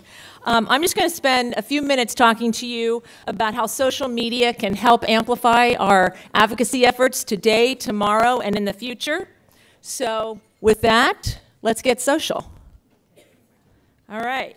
So the first thing that I want to say is that this morning is being live streamed. I'm not sure if you knew that or not, so that's why it's really important if you would go ahead and take your seats. So we know that everyone cannot make it to Washington this time of year, once a year, like all of you, and we're so grateful that you're here. But for our friends and supporters who can't be here today, we're live streaming this morning so that they can also participate. And so we're going to use this morning to be live streamed, and then we'll show it again. We're going to be taping some of the other sessions so that our friends and supporters can participate virtually as well. So the first thing that I want you to do is, quite frankly, tweet about this session. And I won't think it's rude if you pull out your cell phone right now, okay? The key things to remember are the hashtag #SaveKids, and the Twitter handle for Save the Children, which is @SaveTheChildren. And we've given you a suggested tweet here, just to say, listening to me, that's my handle, @SRidge, discuss how we can use social media to help save kids at Save the Children Advocacy Summit. So we all know how social media and our mobile devices are pretty much taking over our lives. How many of you here are on Facebook, Twitter, watch YouTube channel, right? I'm seeing some hands. Pinterest, it's also big. Tomorrow there'll be some new one. Well, you're not alone. In fact, Americans spend more than 3 hours a day on their social media networks. And even if you're not on Facebook or Twitter, you all have a mobile phone, right? And you probably spend more time on your mobile phone than you do watching TV, or you do it all at the same time. So what we're wanting you to do today is to turn what some may consider procrastination devices into change for children. So what are the goals of our digital advocacy here this week and beyond from this week? Well, first of all, we're certainly just trying to raise awareness of children's issues. We need more people to understand that the challenges that kids are facing today, we've talked a lot about it this morning, we're going to continue to talk about it the rest of these 2 days. We need more people to know and more people to care. And then digital advocacy can also connect us not just to each other, but to our policymakers. You don't have to be here in Washington, as I said. In the past, a lot of times we would attend town hall meetings, and while those kinds of efforts are still very, very important, what we're trying to do is use social media to connect all of you and to your congressman. And I'm going to talk a little bit about how we do that. And then finally, we'll amplify our voices, because when we're all speaking together with one consistent message, advocating for kids, we can have so much more influence on what's happening here in Washington and our state capitals. And at the end of the day, we're going to start a movement. So what is in our digital advocacy toolkit? I'm going to walk you through each of these things really quickly so that you'll know what I'm talking about. The first one is thunderclap. It's not going to rain today, but we are going to have a thunderclap tomorrow. And what this is, for those of you who do have Facebook and Twitter, we want you to go to savethechildren.org/thunder, and you can sign up. Because what's going to happen is, essentially, at the same time, when you sign up using your social media networks, at the same time, you're going to release a message, right? And that message is going to go out to all of your followers. And so that way we can amplify our voice, have more impact all at the same time. So as I said, go to savethechildren.org/thunder. Now the key to making this thing work is you have to have at least 500 people sign up for this, or it actually does not happen, right? And I heard just before coming up on stage, we're only 10 people away.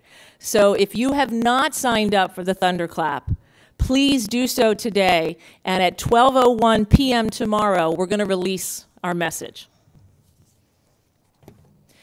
Now, you can also use your mobile phones, right? And so there's two ways to do this. You can either text US Kids to 69866, or Frontline to the same short code, 69866. And quite frankly, we hope you will text both of those words, Because what's going to happen is this is going to set in process a phone message for you to make a call to your member of Congress. So the way it works, and you can do this now if you want. Again, like I said, I don't find it rude for you to have your cell phone out. So when you pull this, or when you text this phone number, you're going to get this message. Now, if you want to go ahead and get a jump start on everybody today, that's great. Go ahead and text, like I said, U.S. Kids to 69866 and or Frontline to 69866. But what I want you to then do is wait, because you're going to get a call back, and then because that call is going to then connect you directly to your member of Congress. So what I don't want to have happen right away is for everybody to be on their phone talking to the member of Congress. You can do that at the next break, but I don't want you to forget to text, because then what you'll see is this kind of a message coming in on your cell phone, and so you know it was successful, and you'll get a thank you message from all of us telling you to help get your friends and family to do the same thing. Another item in our toolkit is our roving reporters. If you see an 11-year-old today asked to, with a flip cam, asked to take your picture or to interview you, say yes. Because we're going to take all of those videos and post those online and use those to, again, amplify our message, because it's really important to have kids advocating for kids. In addition, in the exhibit hall, we do have some action booths set up where you can immediately send a letter to Congress. We also have a photo booth coming this afternoon, so you can take your photo, have whatever message you want to say. Again, all of these are going to be used in our social media efforts, so we really need you to participate in this. Also in the exhibit hall area, you're going to see a brand new installation around our newborn and child survival campaign called Every Beat Matters. There's a special message from the One Republic lead singer Ryan Tedder. I know all the young people in the room will want to hear this message, so please go and visit that installation, and you'll also see a special edition music video of Ryan Tedder visiting our programs in Guatemala. You don't want to miss that. And so up next, I'm going to turn it over to our fireside chat with our CEO, Carolyn Miles, and our special guests. So get social, everybody.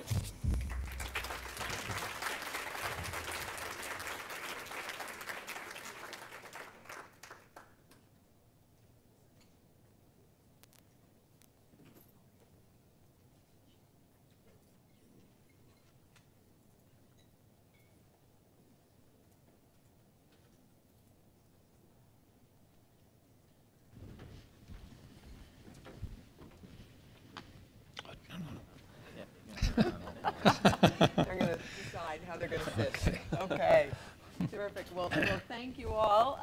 Thank you for staying, and good to see you again. And as I mentioned in my opening, I am really pleased to be able to have a chance to talk to two movers and shakers here in Washington.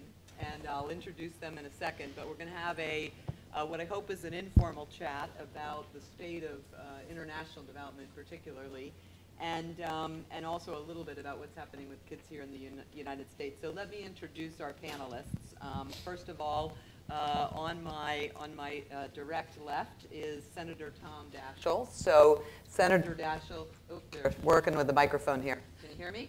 Is that better? Okay. Yes, you want me to use that one? I'm going to leave this. Okay. All right. So Senator Daschle has a 20-year career in the Senate, had a 20-year career in the Senate, and he has done a tremendous job in on many issues, particularly on health care, and has also been a real leader on the international side. And so we are very, very pleased to have Senator Daschle with us. He was also the majority leader in the Senate, and he's really passionate about the issue of hunger. So we have been talking with him a lot about that issue. He's also written several books, and he has 3 children, which I think is important.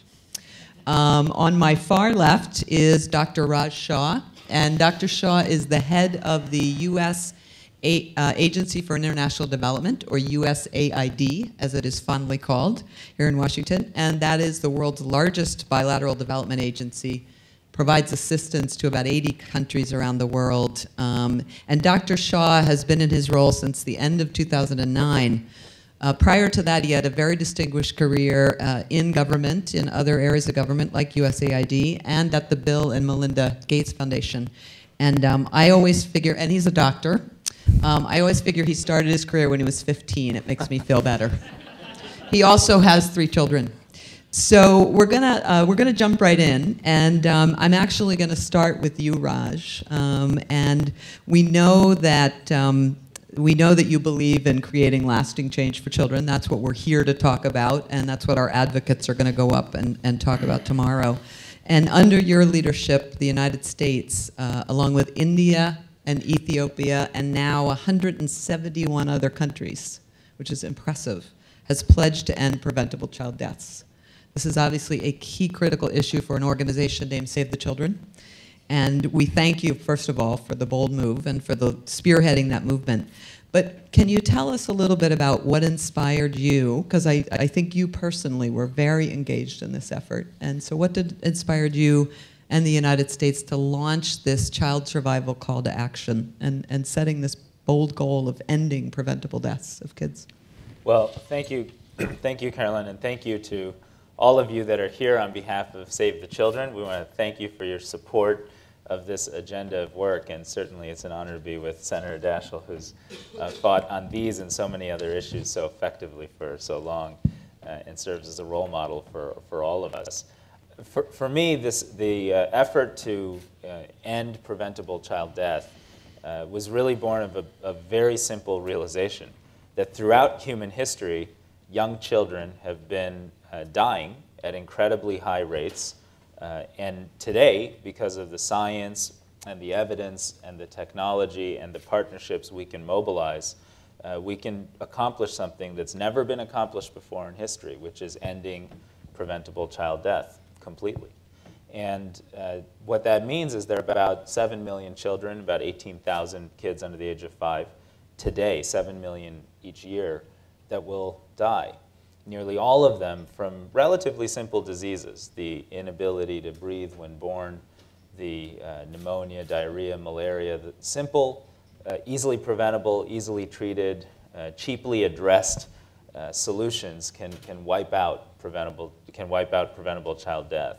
And what that means is in many parts of the world, we've seen a very consistent pattern. When children survive, families invest in their kids, they send them to school, they build stronger communities and economies, and they have fewer children, and that helps achieve larger economic benefits as well. So we basically approach this in a new model of doing development. Instead of sort of going out there and creating a big government program, we started by building a partnership, and we worked with the countries you mentioned. And we said, we don't want to just fund your activities. We want to be a partner with you, and we want you to show your own leadership against these efforts. We worked to roll out, all of the 170 countries are now rolling out scorecards and report cards that identify their under 5 child mortality results. You can go to the iTunes App Store or App Store and the Apple App Store and download the Demographic and Health Survey application that USAID's produced, and it'll show you how every country performs in under 5 child mortality and child stunting and access to basic preventable health solutions. And we're very confident, given that we now have dozens of public-private partnerships with large-scale companies engaging on this, and more than 220 faith-based and civil society organizations around the world committed to take actions to achieve success. We're very confident we can achieve the goal together, which is, within 2 decades, eliminating preventable child death. And just to put in perspective what that means, in 1990, there were about 20 million children who died under the age of 5 every year. Today, it's 7 million. Left to its own trend line, that 7 will come down, but will persist for many decades. This acceleration will save millions and millions of children's lives.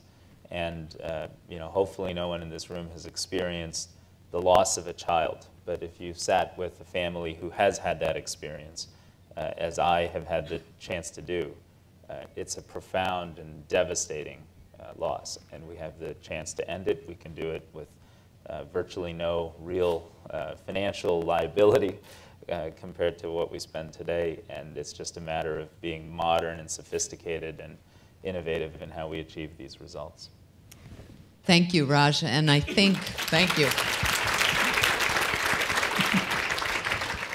I think that illustrates one of the points we talked about this morning, that it's very important for us to focus on the solutions. And we heard from Bruce earlier today, too. You know, we need to come in and talk about the solutions. And this is an area of development where, first of all, there's been tremendous progress, as Raj said, going from 20 million to 7 million. 7 million is way too many. But that tremendous progress that we've made. But this is the hardest part. Saving that last 7 million is the hardest part. But it is doable. And a lot of the things that we're going to talk about in the next day or so are about those doable solutions. And we've got to do that. So I thank you, Raj, for that. I've got one quick follow-up question before we turn to the senator. Another moment for the United States in terms of leadership has been on food security. And that has, again, making sure that every child and every family in the world has the ability to get nourishing food. Particularly important for children is that first 1,000 days, that time between conception and the age of 2, when if kids are not getting the nutrition they need, they're not developing, and you can't go back. It's not like you can go back and make up for that time. So this has been another thing, and I know as a doctor, you know, you really understand this. This is something that you feel inside of you. And last year, you know, you and Secretary Clinton really supported the need to identify as part of this, you know, a goal around stunting, which is an indicator of our kids getting the right nutrition, our kids really growing and developing the way they need to. So how can we help kind of move that issue, the issue of food security in general ahead, and then this specific around how do we measure the impact on young kids? Well, let me address both those. On food security, and Senator Daschle will have more to say about this, I'm sure. We have a unique opportunity because the global economics of food production and consumption have changed so dramatically, and we're looking at the need to double or even beyond that increase total food production in our world over the next several decades. We know that agriculture is more relevant to solving food insecurity than it ever has been. At the same time, we know today about 870 million people, the majority of whom are children, will go to bed hungry tonight. And that chronic hunger lives often in countries that are very highly agricultural dependent in terms of their economies, but unable to produce a lot of food and have modern agricultural systems. So President Obama last year at the G8 group of leaders brought the G8 group together with a group of African countries and said, look, if we all work together in a new model, we can solve this problem. Countries made reform commitments, things like offering land title to women farmers who do the bulk of farm work in sub-Saharan Africa in particular. Companies made $3.5 billion of investment commitments in 6 sub-Saharan African agricultural economies, an unheard of sum where they will bring new technology and new irrigation systems and new road infrastructure and grain storage and all of the aspects of an appropriate but more effective food system to these places. And donor partners like the United States and others made a commitment to use our resources not independently but as part of a partnership that can actually help get from large-scale hunger to large-scale self-sufficiency and move from dependence to dignity. That effort will move 50 million people out of hunger. We've seen the impact already in places like Ethiopia, where our partnership with DuPont has dramatically accelerated the availability of hybrid maize, for example, and that's making a huge difference. So that new model of partnership with the private sector and governments is critical. Today, the president will roll out a budget that will take that a step further. And in doing so, and we can come back to this, we're going to be proposing some very important reforms to how we provide food and nutrition assistance to allow us to reach 4 million additional young children every year with improved nutrition. And exactly as you described, in that 1,000-day period where we know it has the most impact, specifically targeting improved micronutrient sufficiency, because we know that that has a bigger impact than bulk commodity calories in terms of saving children's lives and improving their health and their brain development. Science has taught us a lot over the last decade about how to build a world that is grounded in protecting and enabling every child to survive and thrive. And if our political system, I think, will in fact demonstrate the courage to do these things, we can really make a huge dent in what poverty looks like all around the world. And so I'm excited today in particular to be here with Save the Children of all organizations. Thank you, Raj. Let me turn now to the Senator. I know you've been engaged in this issue of food security as one of the issues that you've worked on during your 20 years in the Senate, but also really engaged in the issue of health and in global health. And so I'd like you to talk a little bit about what are the other places where we need investment. We've talked about child survival, we've talked about food security, but what else do you see in this area, particularly of global health, where we really need to make investments, and how do we do it, and how do we help this group get ready to push on that tomorrow? Well, Carolyn, let me just emphasize what Raj started by saying, which was that we are so grateful to Save the Children and to each of you for your advocacy. I am so impressed that this kind of a crowd has turned out. Each of you make a huge difference, and each of you with your advocacy, your voices, and your involvement can really have an impact on what we're talking about as we speak this morning. So I appreciate beyond words your interest, your capacity for involvement, and your determination to address these challenges. And let me just say, I listened to Raj with his eloquence and his passion, and I must say, I don't know that we've ever had a better USAID director, and I just want to thank him for the job that he does. He's just really, truly outstanding. It's been a pleasure for me to work with him, and I'm very grateful for the leadership he's provided, and especially on food and nutrition. You know, we've talked about many of the revolutionary changes that are necessary, and the United States, frankly and candidly, has lagged behind other countries with regard to our capacity to recognize science and recognize the new paradigm for better nutrition and better food production around the world today. And so I give the administration and Raj and the entire team great credit. This is not going to be easy. This is going to be a heavy lift. This is going to take some courage. It's going to take a willingness on all our part to say, look, we know we can do things better. Other countries have shown that. We know that lives are at stake. We know that limited resources are going to affect just what capacity we have to address the many, many problems we're facing in the future. And unless we change, we're not going to be successful. So this is an important moment. It's ironic and coincidental and truly propitious that we're meeting today, the day the budget rolls out, because this is the first in a series of days that I hope will lead ultimately to meaningful change in the way we produce and run the programs affecting hunger and health. I have always felt that our success really depends on three pillars. Food nutrition, number one, and Raj said it so well. I think in the developing world, to a large extent, we have to make drought-resistant crops more nutritious and nutritious crops more drought-resistant. And we've got a lot of work to do with regard to science, and I'm hopeful that we can embrace science. I think there's a reluctance at times to address the tremendous strength and advantage that science can bring to this debate, and it's critical that we do so. But, you know, as we continue to build the food and nutrition capacity, it isn't simply a matter of the developed world providing assistance to the developing world. It's creating the mechanisms within the developing world to do it themselves. And therein lies the importance of science and the importance of these new programs. Providing food aid is always good, but providing the ability to produce food yourself is even better. And that's really what we're hoping we can do. So that's the first pillar, Carolyn, is ensuring that we have a robust program for good food and nutrition around the world. The second is health. And Raj talked about it, both of you talked about the extraordinary success. Just imagine what we've been able to do in your lifetime. I mean, we've been able to bring down by 2/3 the number of deaths under 5. And we simply have that last third to go.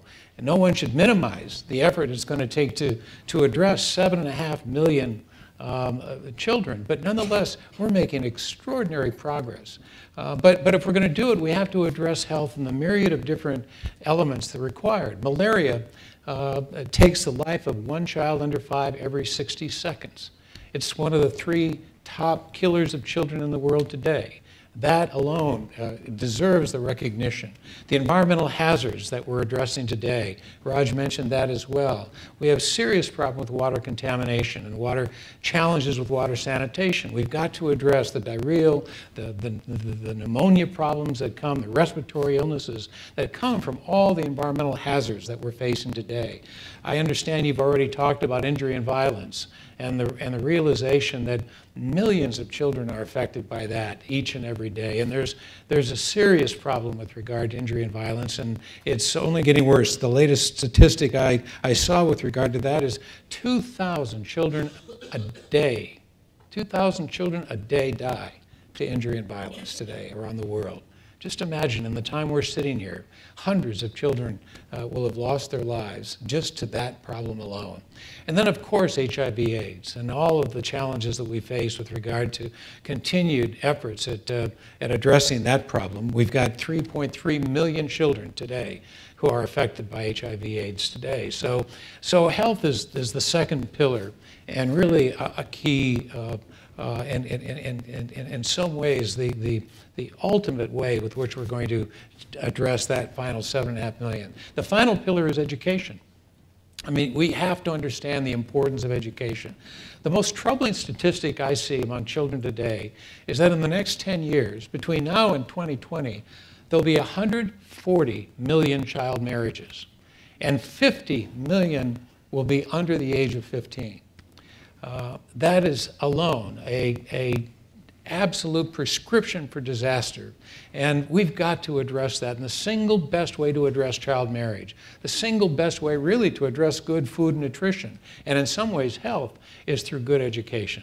We've got to provide the educational opportunities, and I think we're beginning to make better progress on that, but we've got a long way to go in that regard too. So that would be my tripod. It would be food and nutrition, number one, health, number two, education, number three, and ultimately the elimination of 7.5 million children.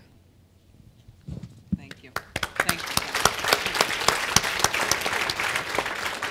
you. So one follow-up question for the senator, and then I am going to open it up to questions. So we heard some very passionate advocates here about these issues, but Senator, you spent 20 years in Congress. You know what it's really like. You know how tough it is. You know today there's going to be continued wrangling about the budgets. How do we make this case? How do we make this case that investment in children, whether we're talking about the 7 million kids that are still dying of preventable deaths or the kids right here in the United States who don't have preschool, how do we make that case, and how do we, in the midst of lots of congressional wrangling, how do we get that message heard, and how do we get action for kids? Well, Carolyn, those are such great questions, and I guess I would say the honest answer is that there's no one way, because every person is different. We have 535 members of the Congress and House and Senate, Republicans and Democrats, liberals and conservatives, and I must say, they all have different ways with which to connect. And for some, I think the single best way is just to remind people, I will say across the board, you have to make it relevant to that person. Somehow they have to see a relevance. And that relevance can be interpreted in a lot of different ways. For some, relevance is simply by reminding them that it's the right thing to do. It's the moral thing to do. And that we're talking about the next generation of people who will inhabit this earth. And so it's the right thing to do. And I think a lot of members of Congress are there with a full appreciation of the right thing, but I do believe that at times that's lost. And I think just going back to something that basic, it's the right thing to do. But the second thing is what an amazing investment it is. I mean, it's really rare when you think about what little real resources in a public context are spent on this, and the tremendous impact in terms of return on investment. I dare say I don't know where you'll find a better return on investment anywhere in the federal government. We're talking about less than 1% of the total federal spending, and Raj can talk about this a lot more eloquently than I, but it is an amazing investment. And so that has relevance, I think, for a lot of people. The realization that this is not very much money for a huge return on that investment from a public point of view. The third is how interrelated we are today. We've gone from an interdependence almost to an integration in society. And Tom Friedman always has a quote that I'm sure you've heard and maybe even like me use, that if you don't go to a bad neighborhood will come to you. And I think there is a realization that we've got to address these neighborhoods, first because it's the right thing to do, second because it's a good investment, but third because we're all so connected with what is happening in Syria today, with what is happening in other parts of the world that will ultimately affect us in one way or another. And I think that's also something that's very misunderstood at times. And then finally, I would simply say, it's really the popular thing to do. When you ask people today how much we should be spending on assistance, they say, well, certainly no more than 10 or 15%. Well, when you tell them what it's less than 1%, everybody says, well, my goodness, what's the problem? You know, what are you waiting for? Do it. And you know, when you ask those questions in polling, it's amazing, counterintuitively, because I think the perception among members of Congress is that it's an unpopular thing. It's literally a very popular thing to do if it's described appropriately. So I think, as I said, there are a lot of different keys to members, but all of them work under different circumstances, and I'd urge you to try them all. Great advice. And we will try them all, and that's part of the reason why we'll do a little studying of the members that you're going to see over the next day or two to try to figure out what are those keys that will unlock things for us. So let me open it up for questions and take questions. Yep. And we can, yep, we've got a mic. Great. Good morning. I'm from Chicago, Illinois. I have a question specifically about India. Dr. Shah, maybe you could address. My wife is from India, actually, and I had the opportunity to visit Kolkata in 2011. Driving through downtown Kolkata, I was shocked at the poverty. I saw starving, naked children on the side of the street. So my question is, I mean, this shocked me, being that India is the world's largest democracy. So my question is twofold. Maybe Senator Daschle could comment on this too. Is there any connection you see between representative democracy and the level of poverty and child mortality? And specifically, are you aware of any measures that the Indian government has taken to end poverty? Those are excellent observations and questions. On the first, I would just say it's been well documented, mostly by Amartya Sen and a group of people that read and followed his work, that actually democracies are pretty critical to preventing large-scale catastrophes from reaching the poorer quintiles of populations. And he sort of famously said that famines happen in authoritarian environments, and that in fact is quite accurate when you look back retrospectively. That said, India has this inexcusable reality that they've had a decade or 12 years of 9% growth, coupled with the largest reservoir, 22% of the global burden of child death, of almost a 50% rate of stunting amongst children. I myself come from an Indian family. If you saw me standing next to my grandmother, you would see the difference. She's about 4 feet 6 inches tall. At the time, we thought it was funny. Today, we know what that means in terms of development and missed opportunity, because we understand the science behind chronic micronutrient deficiency. The action I've seen, and I'm proud to be associated with, is India co-sponsored the Global Call to Action on Child Survival. And what that meant was they're not a recipient. We're not investing more money in India for child survival. That's not necessary. But I was there a few weeks ago, and I went to Mumbai, and I met with a lot of the business leaders. Many are billionaires, and they're taking on the responsibility of taking this issue forward. Indian zinc companies are mining more zinc and creating a syrup, because zinc syrup is protective of child death in cases of diarrhea. Indian pharmaceutical companies are going to produce larger and better products targeting the poor and the child survival problem. And most importantly, all the states came to Mumbai, to my hotel, and presented me their scorecards, their accountability and business plans, competing with each other to say, we're not going to be a country with a group of states that has a child survival rate that's amongst the worst in the world. We're going to ensure that we do better than that. And I think that's the key to these kinds of partnerships, is when people own the responsibility and are inspired themselves by the opportunity to achieve something great for their own societies, that's the basis of great partnership. So we'll invest a little bit, but what's really happening there is a revolution on child survival that I think will lead the way for the rest of the world. You talk about the interrelationship, and I've always been a very energetic and enthusiastic supporter of the 4D concept for international engagement, because I believe it describes that relationship quite well. The first D is, of course, defense. We have to be concerned about security issues all over the world, and certainly Asia is going to be a very important part of our strategy with regard to long-term security. So that's the first D. The second is diplomacy, and the importance that we have to put on good discussion, good dialogue with all countries to actually reduce the need for greater concern about security. And so diplomacy is one of those that I don't think sometimes gets the priority and attention it deserves. I mean, I love the bumper stickers that say, support our troops. I wish it would say support our troops and our diplomats, because I think a lot of them are out there on the front lines and we don't give them the attention and credit that sometimes they deserve. The third is democracy, the importance of making sure that people have the freedom of expression, the freedom of opportunity to choose their leadership. And democracy is a very critical part. I'm on the board of a group called the National Democratic Institute, whose purpose it is to promote and strengthen democracy around the world. And the fourth is development. That's the fourth D. And that gets, I think, in many respects, the least attention and priority that it deserves. The first D, defense, actually demands more in resources and attention than the next three combined. And I think that's probably understandable, but we've got to bring better balance among the four Ds. And development is really key to making that happen. And that's partly what I think we're trying to do with this budget, and what I hope ultimately we can do in the longer term in the way we look at the way we engage the world.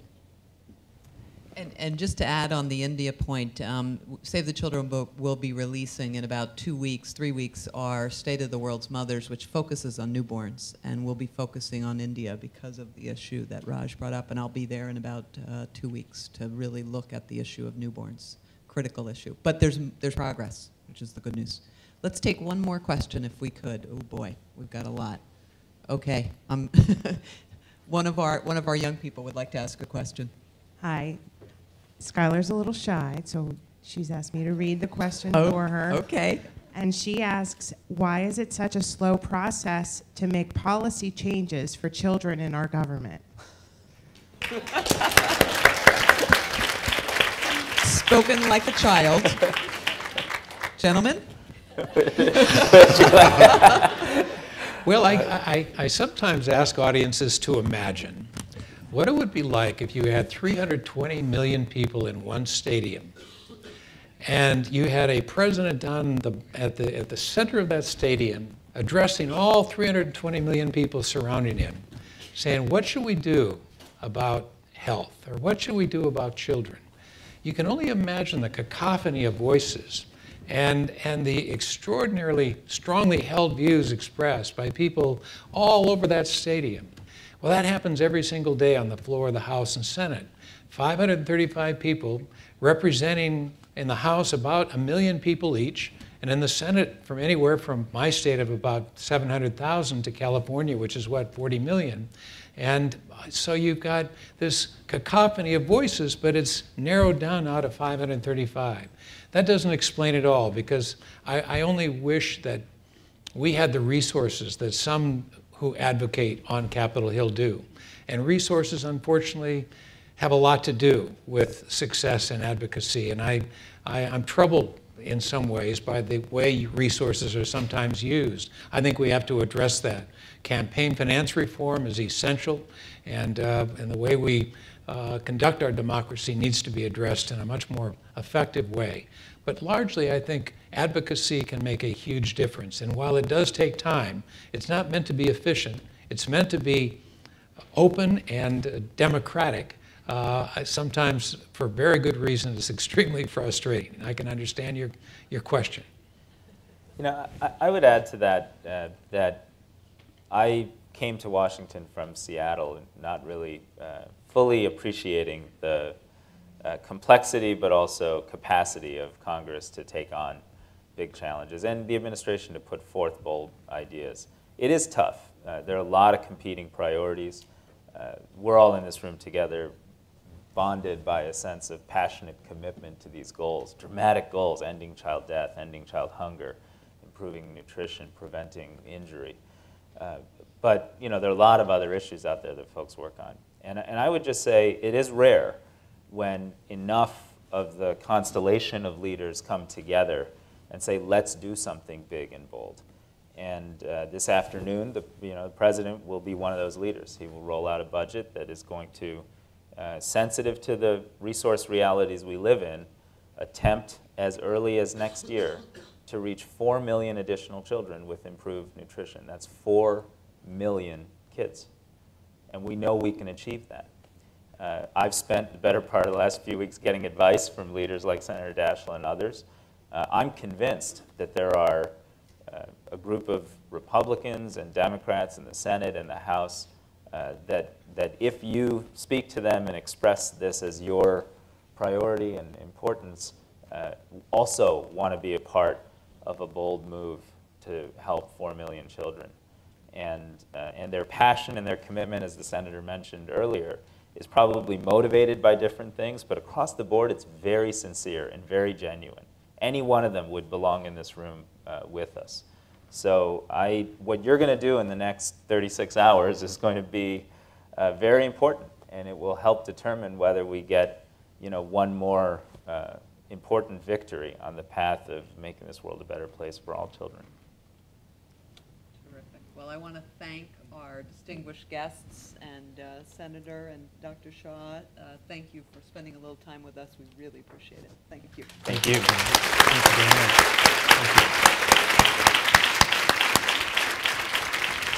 Thank you. Thank you. Absolutely.